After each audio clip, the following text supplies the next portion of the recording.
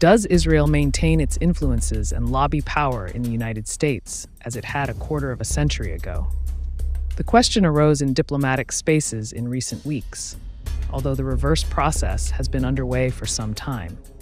To approximate an answer, it is necessary to return to the 80s, the date on which the current Israeli Prime Minister, Benjamin Netanyahu, boasted in television interviews of how the Jewish lobby controlled the United States.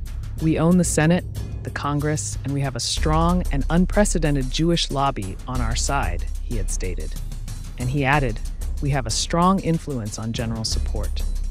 The invasion of Rafah by Israel is the main source of dispute between the U.S. and Israeli administration.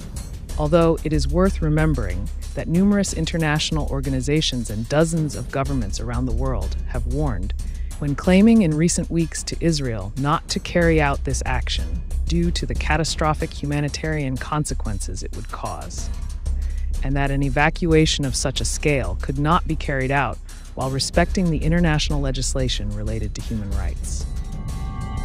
Although the U.S. continues to show itself as one of the State of Israel's most important allies, this is not the first time that the White House administration has taken a public distance from Israeli policies. With some distance, Netanyahu's situation with Joe Biden has some similarity to that of 12 years ago, when the same lived with President Barack Obama, but because of his, once again, conflict with Iran.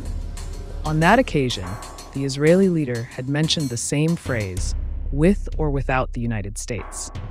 And this time Netanyahu spoke in this challenging way before the Israeli Public Affairs Committee in the United States, or AIPAC. The AIPAC is an organization made up of over 100,000 members dedicated to ensuring that U.S. and Israeli policies go hand in hand, which has become more right-winged at the same time as policies in the Jewish state. Before the conflict between Obama and the Israeli Prime Minister over the control of nuclear development in Iran, the same leaders had clashed over the creation of the Palestinian state.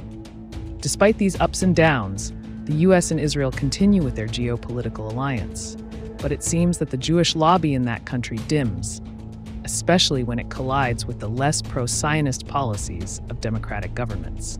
That being said, it must be emphasized that on Friday, May 10th, the United States was one of 9 countries in the minority that voted in the UN General Assembly emergency session to include the State of Palestine as a full member. The favorable count was overwhelming: 143 in favor, 9 against, and 25 abstentions. Legally speaking, the draft resolution urged the Security Council to reconsider the veto issued by the United States, the legal obstacle that prevents Palestine from occupying a seat in the UN with a right to speak and vote.